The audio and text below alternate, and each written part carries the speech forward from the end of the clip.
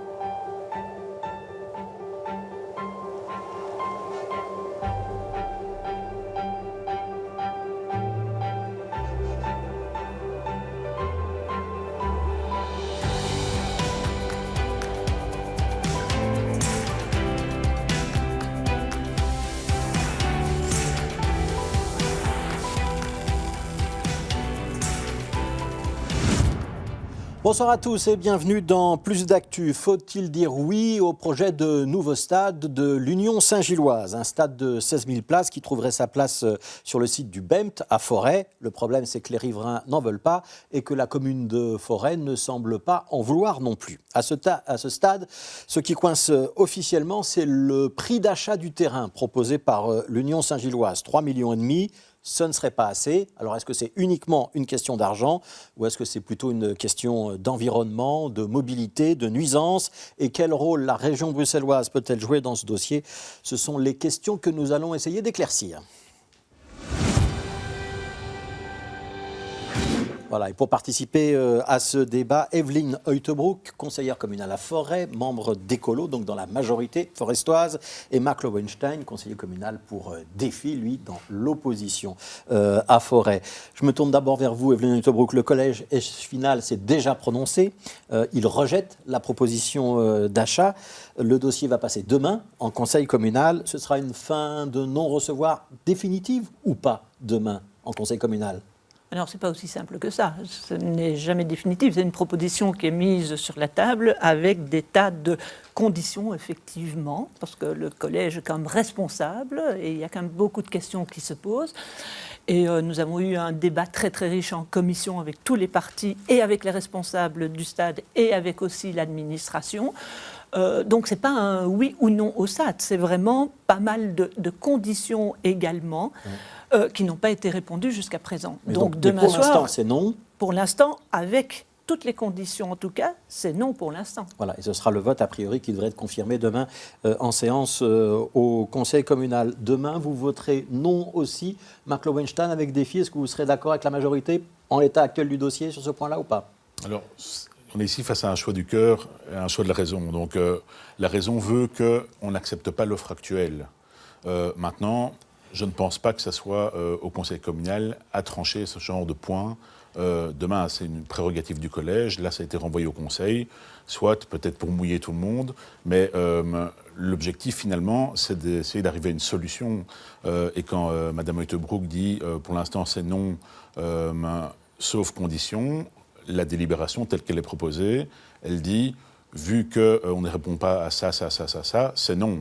Et donc, on dit non à l'offre, point final. Et vous direz non à l'offre, en tout cas à l'état actuel de l'offre, demain aussi. Vous voterez avec la majorité? Je ne sais pas si je voterai avec la majorité en ce sens que je ne pense pas que ce point a sa légitimité au sein du conseil communal. Il n'aurait pas fallu voter demain? Moi, je pense que ce n'est pas une prérogative du conseil, c'est une prérogative du collège. On ne vote pas, quand le conseil a voté, il vote pour se lier juridiquement avec une entité. Ici, en refusant une offre, on ne contracte pas avec l'Union. Ouais. Evelyne Heutebroek. Là, je ne comprends pas M. Lowenstein, parce que ça fait quand même plusieurs mois qu'il y a une demande très très claire aussi de l'opposition, et je la comprends, parce que c'est quand même un énorme débat. C'est même un débat qui dépasse de loin les frontières de Forêt. Il y a une demande de débat. Ça, vous ne pouvez pas nier qu'il y a une demande de débat. Il y a eu un premier débat en conseil communal, avec d'ailleurs les promoteurs du projet, avec l'administration. Un débat d'ailleurs assez riche et fourni, avec pas mal de questions, et ça dépasse de loin l'opposition et la majorité. Et puis, il y aura un débat demain soir en conseil communal, ce qui est aussi légitime, un débat public, avec, et c'est aussi légitime, une proposition du collège qui est responsable et qui dépose, et donc qui doit être portée collectivement. Alors, ce qu'on a reproché à la majorité, pour être clair, c'est que ça fait des années qu'on parle de ce stade, et ça fait des années qu'on demande des informations et qu'on n'en a pas. Et donc, j'ai eu l'occasion de poser une question lors d'un conseil communal suite à un article paru dans la presse, et la réponse du collège était moins fournie que ce que je retrouvais dans la presse. Et donc, suite à ça, je demandais quand même un peu de transparence. Finalement, on a eu l'occasion d'avoir une commission, on a entendu tout le monde, c'est très bien, ça a permis de nous éclairer par rapport à la situation, de nous faire notre opinion par rapport au sujet. Et en effet, sur base des éléments qui sont à notre disposition aujourd'hui, l'offre qui est proposée par l'Union ne peut pas rencontrer notre adhésion. Alors, je vous propose qu'on regarde quand même une carte pour essayer de bien comprendre de ce dont on parle. On est vraiment à la frontière de Forêt, hein, donc c'est le périmètre en rouge dont on parle. À l'ouest, à gauche, c'est donc le ring. Au nord, c'est le boulevard de la 2e armée britannique, avec de l'autre côté, il y a le site de Audi-Forêt. Et au sud, le petit bâtiment qu'on voit, c'est la déchetterie. On est assez loin d'une habitation, Evelyne Untebroek, quand on regarde cette carte. Ça veut dire qu'il n'y a pas tant de nuisances que ça, ou je me trompe? Alors, ça dépend où vous posez les nuisances. Il y a des riverains, ça c'est sûr. Il n'y en a pas directement. Mais il faut quand même voir que c'est un projet global. Donc, c'est vrai qu'il faut analyser les questions de mobilité, la manière dont on arrive au stade, à partir justement des points de mobilité qui existent. Il faut considérer la sécurité et il faut considérer aussi les questions d'environnement et de biodiversité. Est-ce qu'au-delà du prix qui est proposé par l'Union Saint-Gilloise, ce terrain-là, il pourrait faire l'affaire ou pas? Alors, dans l'état actuel, sur le projet qui est proposé, non. D'abord, il ne rencontre pas le prescrit urbanistique imposé par la région. C'est déjà quand même... Pourquoi? Parce que c'est une activité commerciale, qu'elle ne devrait pas être là? Alors, c'est normalement, le terrain est à intérêt collectif et sportif. Ici, très clairement, et nous l'avons eu en commission, et j'ai bien relu, il y a clairement un intérêt financier et privé qui prédomine, et donc qui ne coïncide pas avec l'intérêt collectif. Est-ce que vous ne jouez pas sur les mots? Parce que là, non. Pour l'instant, il y a des terrains de sport, de football et de rugby, si je ne me trompe pas, notamment. On va mettre un stade, c'est un peu le même genre d'activité quand même. Alors ici, le stade, il faut bien imaginer que vous êtes dans un stade de 15 000 personnes, ce n'est pas uniquement le terrain de football. C'est évidemment des tribunes, ce sont des espaces commerciaux, ce sont des entrées pour 15 000 personnes d'un côté et de l'autre. Et donc, ce n'est pas uniquement un terrain de verdure entouré par rien. Donc, il faut voir ça globalement. Alors, je pose la question à Marc Lowenstein. Est-ce qu'il y a plein de difficultés? Est-ce que malgré tout, ce site-là, il pourrait quand même faire l'affaire, moyennant un certain nombre d'aménagements? Mais c'est bien l'objet du problème, c'est qu'aujourd'hui, on est face à une situation où on joue un peu un jeu de chat et de souris, où on joue un peu avec les pieds du club. Je m'explique. Ça fait des années qu'il y a des dialogues, qu'il y a des échanges de courriers par rapport au projet. Alors la commune estime que les esquisses de l'Union et les précisions ne sont pas suffisantes. Il demande des détails. Alors l'Union va dire on veut bien avancer et résoudre toute la liste de problèmes que vous dressez, mais à condition qu'on puisse avoir quand même un accord de principe sur le fait que le terrain puisse... Voilà. C'est un peu un dialogue de sourds, c'est un non-dialogue pour l'instant. La commune dit ok, bah alors faites une offre, et donc ils font une offre 3,5 millions. Et réponse, la commune refuse l'offre, et quand on lui demande quelle est l'évaluation, il dit on ne va pas faire d'évaluation, on n'est pas demandeur de... Est-ce qu'il y a vraiment un dialogue, Evelyne Untebroek? Est-ce qu'il n'y en a pas? Oui, il y a un dialogue, depuis au moins 2 ans. Qui se passe en dehors de ce qu'on voit sur la place publique? C'est normal, je veux dire, quand je vous propose... il y a un dialogue, en tout cas, entre la commune et entre les responsables, et également avec des contacts avec la région. Ça, alors, je vous propose de voir une réaction, c'est celle de l'Union Saint-Gilloise. Pas interview à l'Union Saint-Gilloise, mais un communiqué qu'on va voir maintenant après la décision du collège Eche-Final de refuser l'offre de l'Union. Notre volonté est de rester dans la région bruxelloise. Nous croyons vraiment en ce projet. Le site du BEMT est idéal, c'est le meilleur endroit possible. Il ne pose pas de problème concernant la préservation de la nature. Les habitations sont à plus de 400 mètres. Nous avons répondu aux questions de mobilité et d'accès. Alors, Evelyne Untebroek, on vient de voir la réaction de l'Union Saint-Gilloise. Nous avons répondu aux questions de mobilité. Les habitants sont plus de 400 mètres. Il n'y a plus rien qui bloque. Non. Alors, je pourrais relever en tout cas toutes les questions qui bloquent. L'étude de mobilité, elle n'est pas du tout complète. Oui, mais donc l'Union Saint-Gilloise propose d'avoir un accès depuis le ring. Oui, mais ils veulent un accord, un accord de principe, alors que des tas de questions qui leur sont posées depuis 2 ans ne sont pas répondues. Et ce n'est pas un petit peu la présentation greenwashing qui nous a été faite en commission qui va pouvoir nous rassurer. Et d'ailleurs, on n'est pas seul.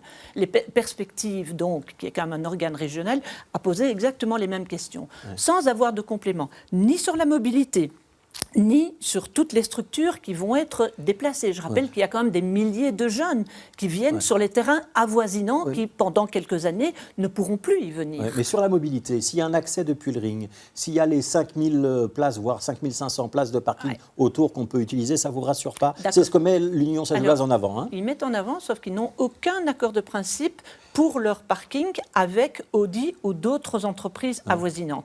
Alors, on vient par le ring. Est-ce qu'on veut absolument avoir beaucoup plus de voitures en ville? Globalement, je pose cette question. On me dit 7000 voitures en plus. Ben, déjà, on n'est plus dans leur schéma de CO2 neutre. Une fois ou 2 par semaine. Et alors, une fois ou 2 par semaine, ça fait quand même beaucoup. Et alors, je rappelle, 7000 en transport en commun, même si on divise ça, ça vous fait venir par la chaussée de Nerstal en traversant le BEMT par des milliers de personnes. Donc, ils n'arrivent pas quand même devant la porte d'entrée du stade. Ils viennent quand même de quelque part. Donc, ça pose aussi un problème. Marc Lowenstein, la mobilité, c'est le principal problème à résoudre ou pas? Ça fait partie des problèmes à résoudre, en effet. Mais encore une fois, l'Union demande un accord de principe sous conditions. Et donc, ça fait partie des conditions. Et ça doit être bien clair. Il y a moyen de trouver des solutions, je pense, de répondre aux différentes objections sur le site actuel, mais ça nécessite d'avoir aussi une relation de confiance entre le collège et la commune. Si je vous entends bien, c'est un petit peu l'œuf et la poule. C'est on veut un accord sur les conditions, et alors là, on pourra discuter du prix du terrain, ou on veut d'abord être sûr que vous êtes vendeur, et puis là, on pourra discuter des conditions. Comment est-ce qu'on va sortir de ce blocage? C'est un peu le problème qui se pose depuis le début. Hein. Donc, quand j'ai fait les rétroactes, c'est exactement ça. Et aujourd'hui, chaque année qui passe, c'est quand même 6 à 7 millions d'euros de pertes pour l'Union. Il y a des investisseurs derrière qui sont là. Alors, c'est une chance pour l'Union. On a la chance d'avoir à Bruxelles un club comme l'Union qui joue le top de la première division. Et avec toute cette tergiversation, je ne dis pas qu'il faut accepter à tout prix, loin de là, parce qu'il y a vraiment des problèmes, et au niveau de l'accessibilité, et pour les occupants du BEMT. Mais il faut aussi penser, je pense, on ne le dit pas assez, qu'entre-temps, ce sont les riverains de la chaussée de Bruxelles qui dégustent. Hein. Ouais. Alors, je vous propose, attendez, on va écouter un autre intervenant dans ce dossier. C'est un autre membre de l'opposition. C'est Cédric Pierre de Permentier. Il était sur notre antenne, c'était jeudi matin. Et lui, il pense qu'il ne faut pas dire non à la proposition de l'Union Saint-Gilloise. Il faudrait vraiment engager des négociations. On l'écoute.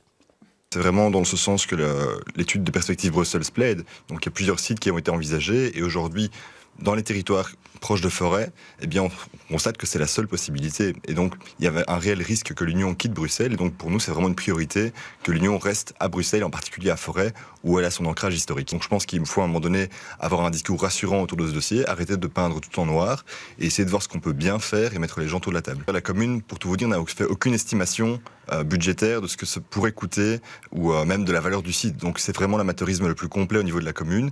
Et c'est d'ailleurs une source d'inquiétude. Je pense que la région aujourd'hui a la volonté de faire aboutir le dossier. C'est également l'intention de mon groupe, puisqu'on estime que l'Union Saint-Gilloise aujourd'hui est une fierté à Bruxelles et on doit tout se donner pour y conserver des fleurons du patrimoine communal. Je pense qu'aujourd'hui, quand on regarde le nombre de supporters de l'Union Saint-Gilloise, beaucoup proviennent des communes limitrophes à Forêt ou de Forêt. Et donc, il y a vraiment tout un sens à ce que l'Union puisse poursuivre son développement sportif à Forêt. Vous allez pouvoir répondre à la fois à Marc Lowenstein et à Cédric Pierre de Permentier. Evelyne Uttebroek, amateurisme, pas d'estimation de prix. Non. Bon. Là où je vais être d'accord avec Cédric Pierre de Permentier, c'est que l'Union Saint-Gilloise est une fierté. J'y suis abonné depuis des années, bien avant qu'il soit en première division, parce qu'il y en a certains, effectivement, qui ne se montent au stade que quand ils sont en première division. Ça, c'est pour la petite pique. Mais, entre autres, je veux dire, il n'y a ici que 3 sites qui ont été examinés. Ouais. Parce que c'est l'étude perspective, effectivement, qui a posé... C'était le stade Marien, le stade Bertelson et le site du BEMT. Ouais. Et donc, nous ne voulons pas que l'Union Saint-Gilloise s'en aille. On parle, il faut faire attention à ce qu'on dit aussi, ici, on parle d'un stade à construire pour une vingtaine de matchs. Hein. On est d'accord que ce n'est pas tout pour le championnat de Belgique. C'est pour la Champions League et d'autres grands matchs. Oui, enfin, s'il y a un stade, l'Union Saint-Gilloise s'y installera quand même. Alors, perspective, encore une fois, qui n'est pas soupçonnée de vouloir ou pas le stade, dit clairement qu'il faut étudier aussi des mutualisations. Par rapport à ce stade. Et donc, je pense que nous devons discuter avec la région. C'est d'ailleurs ce qui se fait. Et je pense qu'après le vote de demain soir au conseil communal, la région, la commune et le collège eux-mêmes veulent voir la région pour savoir comment. Parce que ce n'est pas une question ici de savoir si on aime ou pas l'Union Saint-Gilloise ou si on n'aime ou pas le football. J'aime le football, j'aime l'Union Saint-Gilloise et il faut trouver une solution à l'intérieur de la région bruxelloise. Mais est-ce qu'on peut aussi imaginer de mutualiser une question qui dépasse de loin le territoire forestois? Je crois que ça, c'est l'intérêt de la discussion globale avec la région aussi. Mais ça veut dire que le stade ne doit pas servir qu'à l'Union Saint-Gilloise, il ne doit pas être donc la propriété de l'Union Saint-Gilloise? Tout doit être vu. Il y a d'autres stades aussi dans la région bruxelloise où il peut y avoir certains accords qui peuvent se faire. D'ailleurs, l'Union Saint-Gilloise eux-mêmes l'ont fait il y a 2-3 mois. Sans succès apparemment, peut-être qu'ils peuvent aussi continuer à voir ça. Mais imaginez l'Union et Anderlecht qui jouent dans le même stade, vous allez arracher le cœur de plus d'un supporter. Écoutez, on n'est pas... Ici, je veux dire qu'on réagit en tant que responsable politique, responsable pour la collectivité. Moi, je ne roule pas ni pour l'Anderlecht ni pour l'Union Saint-Gilloise.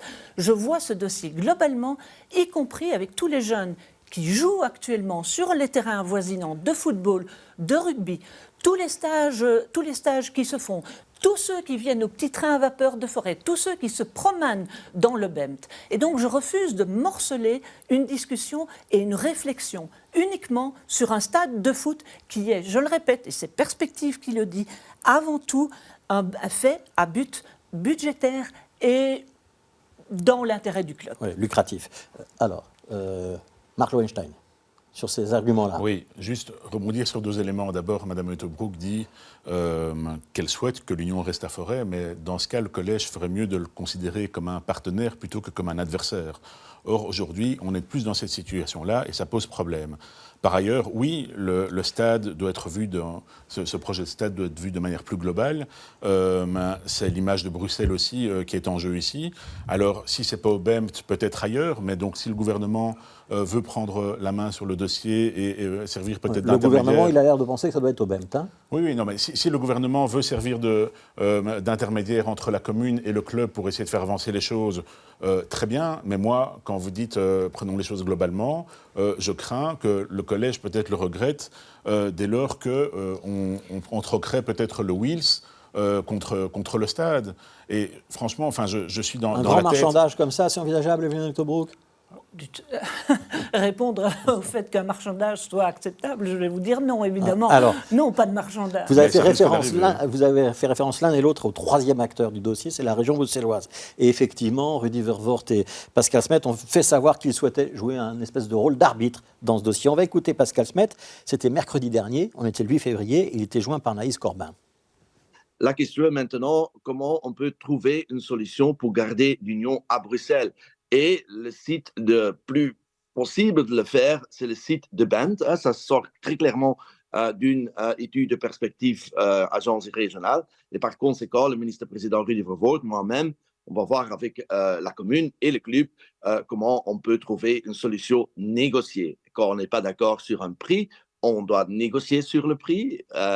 Si on n'est pas d'accord sur les conditions, on doit discuter sur les conditions. Et finalement, c'est souvent la région qui a d'ailleurs la dernière parole, puisque pour le permis de construire le stade, c'est la région qui délivre le permis. Sans doute pour des mesures de mobilité supplémentaires, ça doit se faire ensemble avec la région. Et par conséquent, une sorte de tri-négociation est importante, je pense. Une négociation à 3, Marc Lowenstein, et c'est la région qui a la dernière parole, a dit Pascal Smet. Est-ce que vous craignez que la région finisse par forcer la main de votre commune? C'est ce que je dis.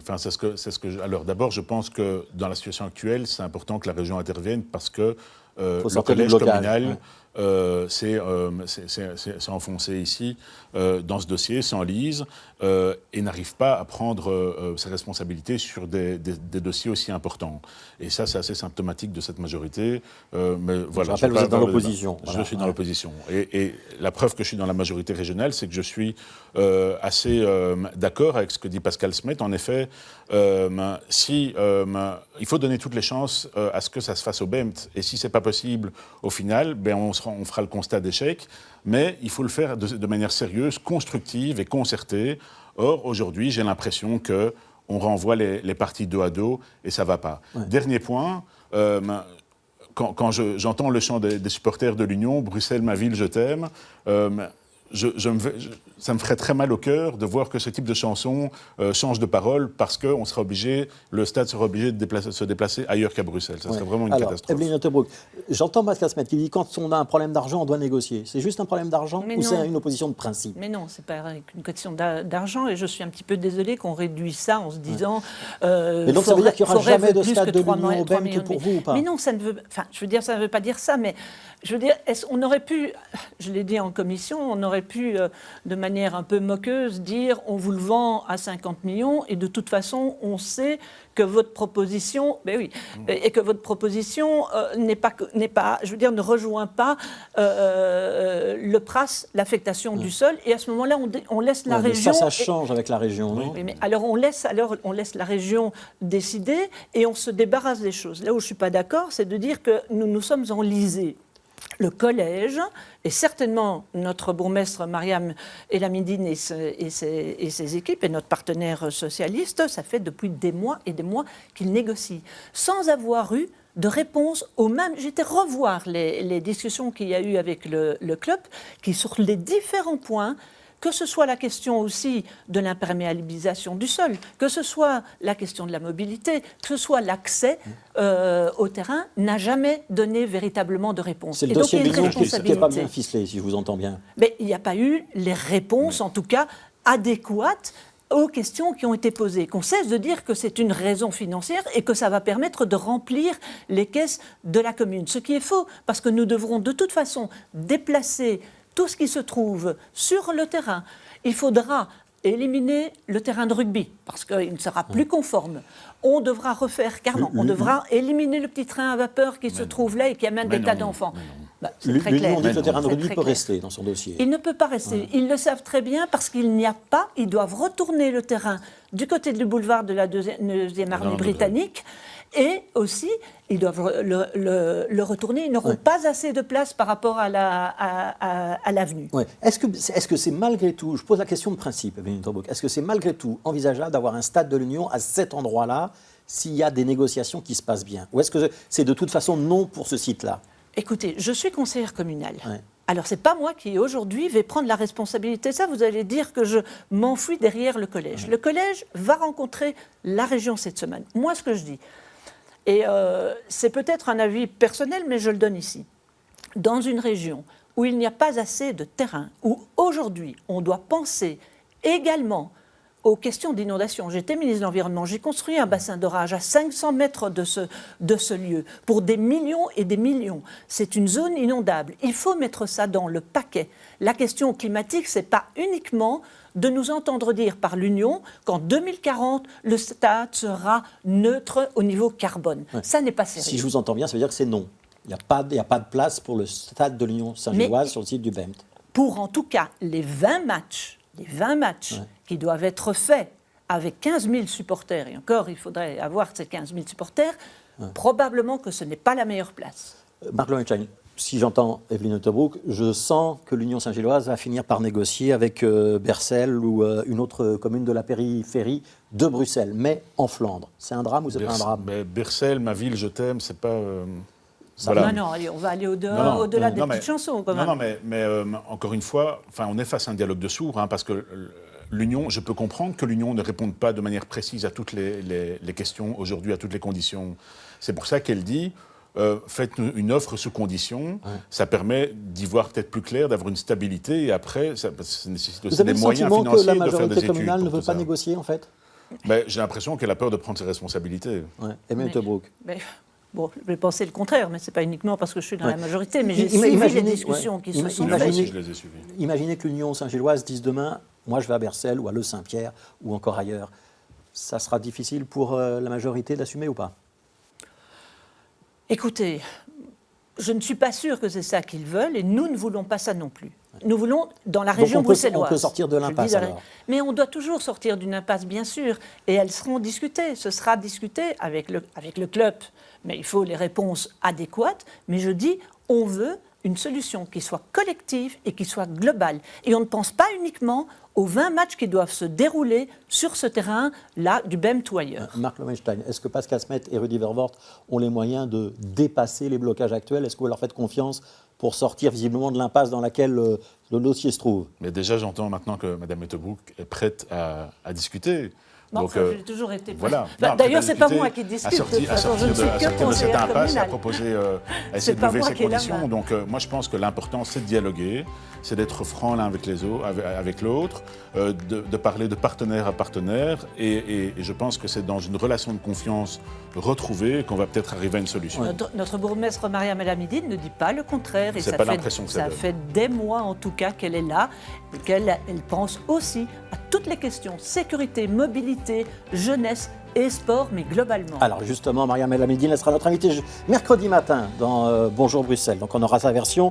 Demain, on parlera de l'extension du métro dans Plus d'actu. Comment expliquer qu'on se retrouve bloqué dans un chantier pour la station Toustilmans vers le sud, qu'on ait un coût budgétaire qu'on a du mal à envisager vers le nord. On en débattra avec Marie Lecoq pour Écolo, David Westman pour le mouvement réformateur. Puis demain matin, dans notre matinale, on parlera pension avec Karine Lalieu, qui sera l'une de nos invitées dans Bonjour Bruxelles. Continuez à bien vous informer et à demain.